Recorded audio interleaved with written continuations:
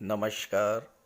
बहुत स्वागत है आप सभी दर्शकों का वर्ष 2025 के प्रथम सूर्य ग्रहण के इस वीडियो में। 29 मार्च 2025 एक बहुत ही अद्भुत और विलक्षण घटना लगभग 199 वर्षों के बाद आपके जीवन में घटित होने जा रही है।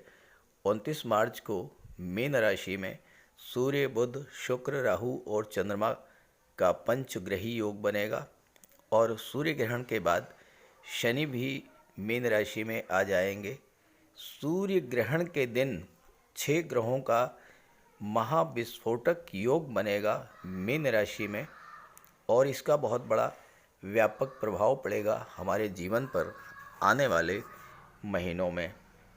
ऐसे में जिन जातकों के जीवन में सूर्य, बुध, शुक्र, राहु, चंद्रमा या शनि की महादशा या अंतर्दशा गतिमान है, उनके लिए आने वाले महीनों में कई बड़ी बड़ी घटनाएं घटित होंगी। विशेष बात यह है कि इस दिन शनिवारीय अमावस्या भी है और शनि अमावस्या के अलग ही मायने होते हैं, अलग ही प्रभाव होता है इसका। किसी तरह का उपाय करने के लिए, तंत्र मंत्र सिद्ध करने के लिए, साधना करने के लिए बेहद अनुकूल होता है शनि अमावस्या। जब एक ही राशि में 5 ग्रह एक साथ गोचर करेंगे और वो भी आने वाले 17 दिनों तक, तो 5 ग्रहों का महाविस्फोट होगा और उसके बड़े दूरगामी प्रभाव पड़ेंगे हमारे जीवन पर और समस्त चराचर जगत पर। तो धनु राशि के जातकों के लिए सूर्य ग्रहण जाते जाते क्या दे करके जाएगा, क्या क्या बड़े लाभ मिलेंगे और क्या क्या बड़े परिवर्तन होंगे सूर्य ग्रहण के बाद, इसी पर चर्चा करेंगे इस वीडियो में। ये विश्लेषण आपकी चंद्र राशि के आधार पर किया जा रहा है। तो ये है 29 मार्च 2025 सूर्य ग्रहण के समय धनु राशि के जातकों की गोचर कुंडली। आपके लग्न के स्वामी हैं देवगुरु बृहस्पति और देवगुरु बृहस्पति का गोचर 6ठे भाव में है। गुरु यहाँ 4थे भाव के स्वामी होकर के 6ठे भाव में गोचर कर रहे हैं। 4थे भाव में सूर्य, बुध, शुक्र, राहु और चंद्रमा का पंचग्रही योग बन रहा है और ग्रहण समाप्त होने के बाद शनिदेव भी 4थे भाव में आ जाएंगे। मंगल का गोचर 7म भाव में है। 3 अप्रैल को मंगल राशि परिवर्तन करके 8म भाव में आ जाएंगे। सूर्यदेव जो कि 4थे भाव में हैं, 14 अप्रैल को राशि परिवर्तन करके 5म भाव में आएंगे, अपनी उच्च की राशि में गोचर करेंगे। ये तो हैं ग्रह स्थितियाँ। 2025 का प्रथम सूर्य ग्रहण 29 मार्च चैत्र मास की अमावस्या पर लगेगा। भारतीय समय अनुसार ये ग्रहण 29 मार्च को बाद दोपहर 2:21 से शुरू होगा और शाम 6:14 पर ख़त्म होगा। भारत में ये सूर्य ग्रहण दिखाई नहीं देगा। ये ग्रहण मीन राशि और उत्तरा भाद्रपद नक्षत्र में लगेगा। सबसे महत्वपूर्ण बात यही है कि ग्रहण उत्तरा भाद्रपद नक्षत्र में लग रहा है और उत्तरा भाद्रपद नक्षत्र क्रांतिकारी परिवर्तन लाने वाला नक्षत्र है, आत्ममंथन करने के लिए बाध्य करने वाला नक्षत्र है। इस नक्षत्र में ग्रहण लगने का सीधा सा अर्थ यह है कि ग्रहण के बाद हमारे जीवन में एक बहुत बड़ा परिवर्तन आएगा और हम आत्ममंथन करने को बाध्य होंगे कि हमारे जीवन में जो समस्याएं लंबे समय से बनी हुई थी उनसे कैसे बाहर निकला जाए और हम उन समस्याओं से बाहर निकलने में सक्षम हो पाएंगे। ये ग्रहण उत्तरी Brazil, Finland, Germany, France, Hungary, Ireland, Austria, Belgium, उत्तरी रूस, Spain, Sweden, Morocco, Denmark, Holland, Poland, पुर्तगाल और नॉर्वे में दिखाई पड़ेगा और इन स्थानों पर सूतक काल मान्य होगा। सूतक काल ग्रहण से 12 घंटे पहले शुरू हो जाएगा। ग्रहण का सूतक शुरू होने से पहले खाने पीने की वस्तुओं में तुलसी के पत्ते डालकर रख दें। ग्रहण के दौरान सूर्यदेव के मंत्रों, गायत्री मंत्र, आदित्य हृदय स्तोत्र का जाप करें। पूजा स्थल को पर्दे से ढककर रखें। मंदिर के कपाट बंद कर दें। ग्रहण के बाद घर में गंगा जल का छिड़काव करें। ग्रहण के बाद स्नान करके गरीबों को गेहूं, गुड़, लाल वस्त्र, मिष्ठान, तांबे की वस्तुएं इनका दान करें। अब समझते हैं धनु राशि के जातकों को इस ग्रहण के बाद किस तरह का लाभ प्राप्त होगा। ग्रहण के बाद चंद्रमा तो राशि परिवर्तन करके पंचम भाव में चले जाएंगे। सूर्य, बुध, शुक्र, राहु और शनि का पंचग्रही योग बनेगा 14 अप्रैल तक, पूरे 17 दिनों तक, क्योंकि 14 अप्रैल को सूर्य भी राशि परिवर्तन करके पंचम में चले जाएंगे और बुध भी राशि परिवर्तन करके चले जाएंगे। 17 दिनों के लिए पंचग्रही योग का बनना आपके जीवन में बहुत ही बड़ा परिवर्तन लेकर के आ रहा है। देखिए, यहाँ पर शुक्र और शनि की युति बन रही है। राहु भी शुक्र शनि के साथ हैं, बुध भी हैं। बुध, शुक्र, राहु और शनि चारों ही एक दूसरे के परम मित्र हैं। केवल सूर्य ही ऐसे हैं जिनकी तीनों ही ग्रहों से शत्रु संबंध बनते हैं। इसलिए सूर्य का जो विशेष फल आपको मिलना शुरू होगा वो 14 अप्रैल के बाद। मैंने शुरू में ही कहा है कि ग्रहण के बाद कई महीनों तक, कम से कम 2 महीनों तक तो इसका शुभ फल मिलता ही है। अब यहाँ देखिए, राहु एक ऐसे ग्रह हैं जिस ग्रह के साथ गोचर करते हैं उसके बल को कई गुना बढ़ा देते हैं।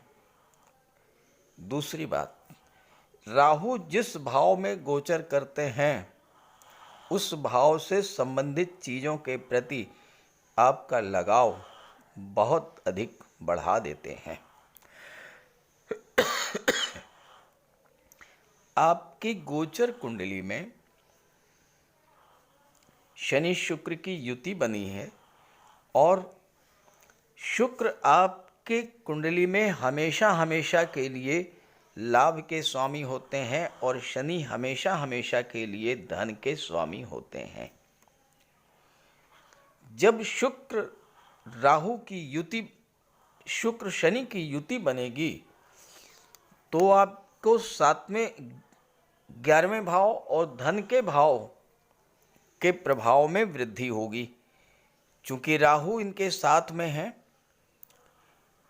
राहु 11वें भाव और धन के भाव के प्रभाव को कई गुना बढ़ा देंगे, यानी आकस्मिक धन लाभ का योग बनेगा। आपकी इनकम तेजी के साथ बढ़ना शुरू होगी। अचानक से आय का कोई नया स्रोत बनेगा और कई गुना आपकी इनकम बढ़ेगी। साथ ही साथ धन का संचय भी तेजी के साथ होना शुरू होगा और इस समय आप कोई बड़ा निवेश भी करेंगे। राहु की दृष्टि पड़ रही है 12वें भाव पर, तो 12वें भाव से धन का लाभ होगा, विदेशों से धन का लाभ होगा। और चूंकि बुध के साथ हैं, बुध सप्तम के स्वामी हैं जो कि व्यापार का भाव होता है, तो विदेशी व्यापार से विशेष लाभ का इस समय योग बन रहा है। आपकी कुंडली के 10वें भाव पर जब 5 ग्रहों का प्रभाव होगा तो आपके कार्य क्षेत्र में किसी भी तरह की कोई भी समस्या बनी हुई है, हर समस्या का समाधान इस समय मिलने जा रहा है। और 3 अप्रैल तक मंगल की भी दृष्टि पड़ रही है। मंगल तो एक ऐसे ग्रह हैं जिनके सामने कोई टिक नहीं सकता है। तो इस समय आपकी कुंडली का 10वां भाव पूरी तरह से जागृत होगा और जब 10वां भाव जागृत होगा तो कार्य क्षेत्र में जबरदस्त उछाल देखने को मिलेगी। कार्यों में गति आएगी, बहुत तेजी के साथ आपके काम बनना शुरू होंगे।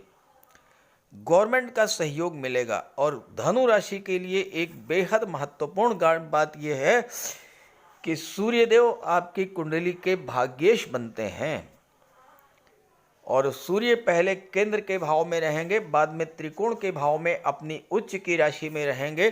तो लगभग 2 महीनों तक सूर्य का पूरा पूरा लाभ आपको मिलेगा, भाग्य का पूरा पूरा साथ आपको मिलेगा। क्योंकि भाग्येश जब केंद्र या त्रिकोण के भाव में गोचर करते हैं तो फिर भाग्य बुलंदियों पर होता है, भाग्य चमक जाता है और इस गोचर काल में भाग्य के चमकने से आपको बहुत बड़ा लाभ प्राप्त होगा। मंगल 3 अप्रैल को अष्टम भाव में आ जाएंगे और मंगल की दृष्टि 11वें भाव पर पड़ेगी, लाभ के भाव पर। तो आकस्मिक धन लाभ का योग बनेगा। विदेशों से अचानक बड़ा लाभ मिल सकता है क्योंकि मंगल 12वें भाव के स्वामी होकर के अष्टम में आएंगे। आकस्मिक घटनाओं का, आकस्मिक धन लाभ का भाव होता है 8वां भाव। तो विदेशों से अचानक से आपको पैसा मिल सकता है। 8वां भाव डूबा हुआ धन होता है। तो विदेशी व्यापार में, विदेशों में आपका कहीं पैसा फंसा हुआ है तो वो पैसा भी आपको इस समय मिलने जा रहा है। 6ठे भाव में देवगुरु के गोचर है और 6ठे भाव का स्वामी बैठा हुआ है 4थे भाव में, बुध के साथ, राहु के साथ, शनि के साथ। बुध शुक्र का लक्ष्मी नारायण योग, सूर्य बुध का बुधादित्य राजयोग। 6ठा भाव कर्ज का होता है और 4था भाव भूमि भवन प्रॉपर्टी का होता है। शुक्र आपकी इच्छाओं को रिप्रेजेंट करते हैं और 11वें भाव के स्वामी हैं जो कि आपकी इच्छा पूर्ति को दर्शाता है। आने वाले 2 महीनों में भूमि भवन प्रॉपर्टी संबंधी आपकी कोई इच्छा तो पूरी होगी ही होगी। भूमि भवन प्रॉपर्टी क्रय करने के लिए अगर आप कर्ज लेना चाहते हैं, लोन लेना चाहते हैं, बैंक से फाइनेंस कराना चाहते हैं तो आपके लिए बेहद अनुकूल समय रहेगा। 6ठे भाव में गुरु का गोचर है। 6ठा भाव कर्ज का होता है और 6ठे भाव का स्वामी बहुत मजबूत स्थिति में गोचर कर रहा है, लाभ के भाव का स्वामी होकर के केंद्र में बैठा हुआ है। तो इस समय मकान बनवाने के लिए, वाहन खरीदने के लिए, प्लाट खरीदने के लिए, कोई फ्लैट खरीदने के लिए पैसा आपको मिल सकता है। घर के डेकोरेशन के लिए धन मिल सकता है। महिला हैं तो इस समय आप ऑर्नामेंट, ज्वेलरी, आभूषण वगैरह भी क्रय कर सकती हैं और ये आपका निवेश भी होगा और आपके सौंदर्य को भी बढ़ाने वाला होगा। छात्रों के लिए 14 अप्रैल के बाद का समय बेहद अनुकूल रहेगा। भाग्य का स्वामी जब शिक्षा के भाव में गोचर करेगा, पंचम के भाव में गोचर करेगा तो शिक्षा से जुड़े हुए जातकों का भाग्य चमकेगा, छात्रों को सफलता मिलेगी। देवगुरु 12वें भाव पर दृष्टि डाल रहे हैं। मंगल 12वें भाव के स्वामी हैं और मंगल कुंडली के अष्टम भाव में आ जाएंगे 3 अप्रैल को। तो विदेशों से लाभ तो मिलेगा ही। जो लोग मेडिकल, सर्जरी या इंजीनियरिंग के क्षेत्र में जुड़े हुए हैं, ऐसे जातकों को विदेश जाकर के अध्ययन करने का, विदेश में काम करने का बेहद अनुकूल समय आ चुका है। तो इस गोचर का पूरा पूरा लाभ उठाइएगा और ये वीडियो, ये जानकारी अपने साथियों, मित्रों को भी शेयर कीजिएगा। नमस्कार।